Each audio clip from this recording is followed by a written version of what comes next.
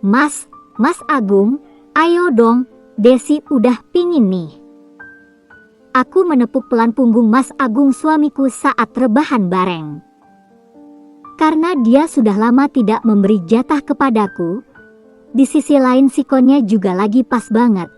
Mumpung si Bima putra kami satu-satunya sedang diajak ibu aku menginap di rumah sebelah. Nanti saja ya Des, Mas masih capek. Seharian harus melototin laptop di kantor. Tadi ada tugas mendadak dari bos, jawab Mas Agung sambil scroll-scroll HP-nya. Ini orang apa gak mikir, kalau istrinya juga butuh lontong kupas, jawabku dalam hati sambil menahan H4 serat. Tak kuasa menahan kecewa, lalu aku pun tidur dengan memunggunginya. Sekitar jam 12 malam aku terbangun, tapi tidak mendapati suami di sampingku. Lalu aku bergegas keluar kamar untuk mencarinya, namun hasilnya nihil. Tapi, tadi ada suara aneh waktu aku mencari Mas Agung di rumah sebelah.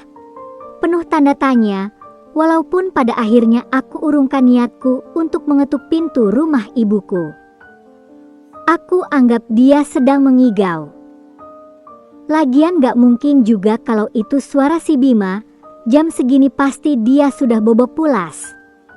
Setelah dari rumah sebelah aku langsung ke kamar mandi, karena tiba-tiba perut aku mules.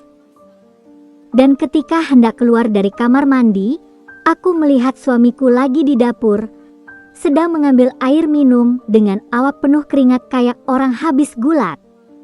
Mas, tadi Mas Agung kemana? Tanyaku. Tadi Mas keluar untuk cari angin. Gak tahu rasanya sulit banget mau tidur, jawab Mas Agung sedikit gugup. Aku menatap curiga, tapi dia mengenyahkan pikiran itu. Lagian Mas Agung tidak mungkin berbuat macam-macam, aku sangat percaya pada suamiku. Lalu kita pun kembali masuk kamar untuk tidur, tapi kali ini suamiku sudah beda. Ada tanda-tanda mau kasih jatah. Keesokan harinya kita pun kumpul. Sudah menjadi kebiasaan ibu kalau hari Minggu suka bantu-bantu aku masak di dapur. Dan betapa kagetnya aku ketika hendak mengambilkan sarapan pagi si Bima di dapur. Aku mendengar ibu berkata lirih, "Nak, jangan di sini, nanti aja kita ulangi lagi di rumah sebelah." Penasaran dengan kata-kata itu, spontan aku masuk dapur. Mereka sangat kaget melihat aku yang tiba-tiba ada di dapur. Dan aku juga melihat dengan mata kepalaku Mas Agung masih memek 4NG2 anugerah ibu. Mas, apa yang kamu lakukan? Kamu tega ya sama ibu? Tanyaku dengan hati tak karuan. Karena gak mungkin juga kalau mereka akan bermain di belakangku. Ibu hanya tertunduk diam. Mas Agung lalu menjawab, "Desi, kamu jangan berpikir yang aneh-aneh dong. Kamu tahu kan kalau suamimu ini yatim piatu. Ibu kamu sudah Mas anggap ibuku sendiri. Emang salah kalau Mas bikin dia senang. Tapi Mas, percaya deh sama Mas. Ya udah ayo kita makan, sudah lapar banget nih." Mas Agung mengajak kita makan bareng sambil kulirik matanya, berkedip pada ibu. Dan ibu pun hanya tersenyum sambil merapikan baju. Begitulah awal peristiwa yang terjadi di rumahku. Namun pada akhirnya aku tak sanggup menghadapi mereka. Sangat cerdik dan pintar dalam melakukan sandiwara sebelum aku dapat menangkap basah. Genap 3 tahun sudah aku membangun rumah tangga dengan Mas Agung. Dan sudah dikaruniai momongan 1 anak laki-laki. Statusku sebagai ibu rumah tangga yang hanya mengurusi anak dan tugas-tugas rumah tangga. Sementara Mas Agung bekerja di perusahaan swasta ternama yang bergerak di bidang desain grafis. Menjadi ibu rumah tangga muda memang sangat capek. Kadang aku merasa kewalahan dengan gerak aktivitas Bima anakku. Jujur ku akui bahwa aku masih merasa kurang berpengalaman dalam mengurus anak seusianya. Sehingga masih terlihat canggung dan kaku. Malah kadang aku merasa bingung sendiri, mau ngapain dan mau diapain ketika si Bima rewel. Tak jarang hal ini merepotkan ibu aku juga.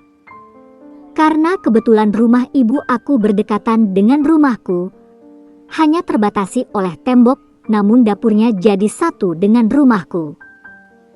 Sehingga setiap saat ibuku sering sekali berada di rumahku untuk membantu dan mengarahkan cara merawat anak yang baik. Mulai dari cara menggendong, memandikan, menyusui, hingga memberikan pelajaran kapan waktunya anak seusianya biasa ditidurkan. Memang sih bukan aku yang minta tolong pada ibuku, tapi malah dia yang tidak tega melepaskan aku begitu saja untuk mengurus anak kecil. Mungkin juga karena saking sayangnya ibuku kepada cucu satu-satunya itu.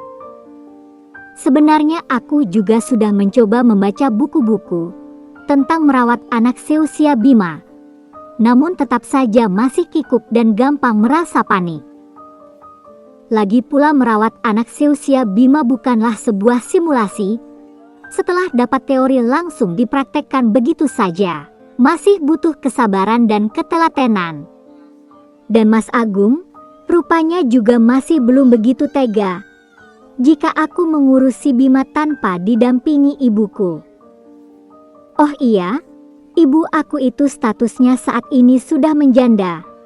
Tapi walaupun janda, penampilannya tidak kalah menarik dengan penampilanku. Perawakannya begitu padat berisi, dan kulitnya pun masih tampak bersih dan halus. Karena saking rutinnya minum ramuan jamu. Sementara ayahku sudah meninggal sekitar 2 tahun yang lalu. Karena terkena serangan jantung waktu itu.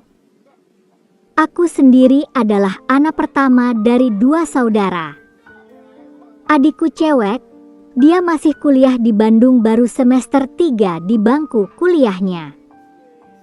Untuk memenuhi kebutuhan sehari-hari, ibuku masih menggantungkan gaji pensiunan almarhum ayahku. Malam itu si kecil terbangun dan menangis sangat hebat.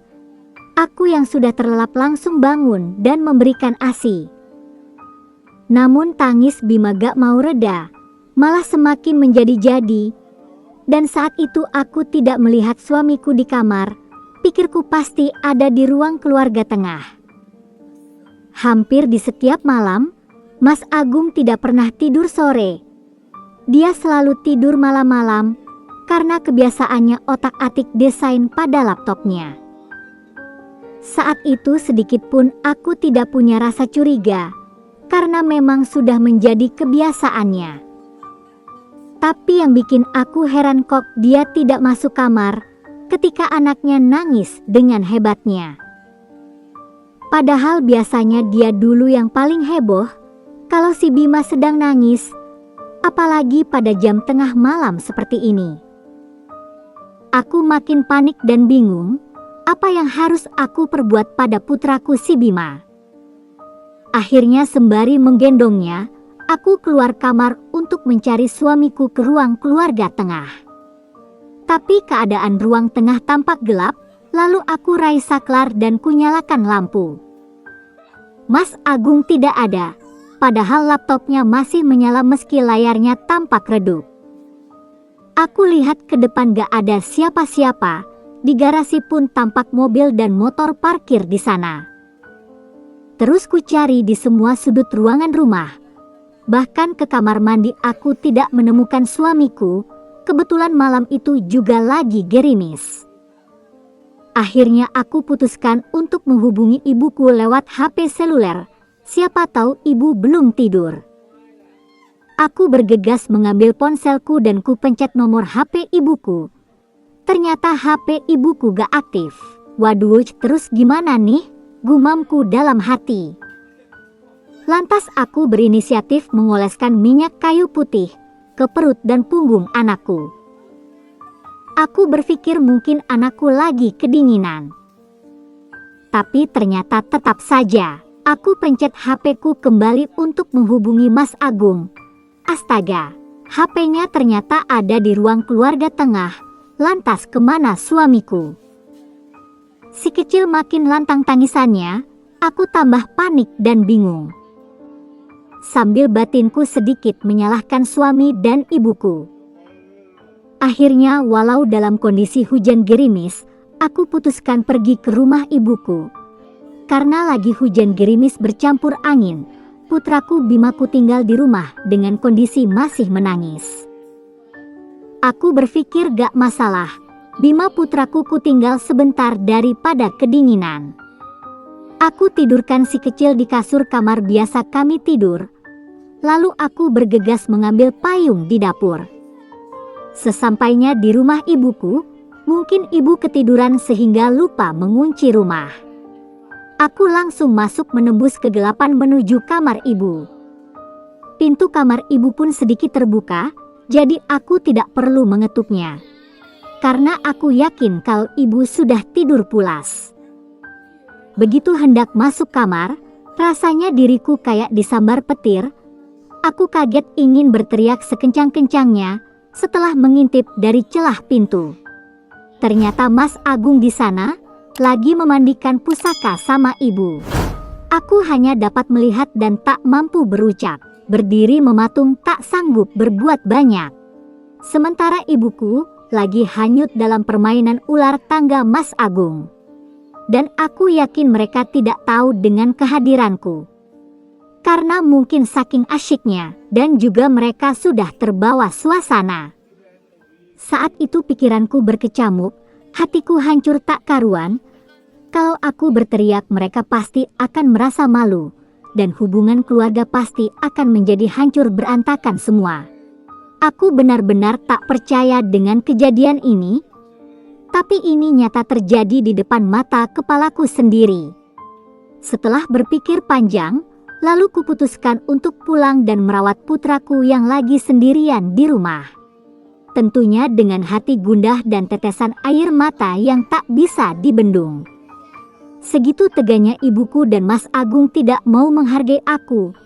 Bahkan mereka mengkhianatiku. Keesokan harinya, aku tetap bersikap seperti biasa. Seolah-olah aku tidak mengetahui semuanya, meski hati ini terasa pedih dan sakit. Dan sampai kini pun, aku tetap menyembunyikan peristiwa orang-orang yang aku sayangi, meski terasa seakan menyimpan bara api dalam genggaman. Sungguh hebat dan mulia hati perempuan dengan sebutan Desi ini. Dia dapat memendam A1B orang-orang yang dicintai, meski hatinya hancur berkeping-keping, bak lilin yang terbakar api. Jujur ketika Mimin menulis kisah ini bersama narasumber, Mimin tak kuasa menahan haru, hingga pipi ini penuh dengan linangan air mata. Semoga semua ini menjadi pelajaran bagi kita semua, sehingga bisa kita ambil sisi positifnya dan kita buang sisi negatifnya. Begitulah cerita kisahnya. Dan akhirnya Mimin pun sebagai penulis ikut juga memberikan support moral untuk membesarkan hati wanita yang begitu mulia itu. Wassalam.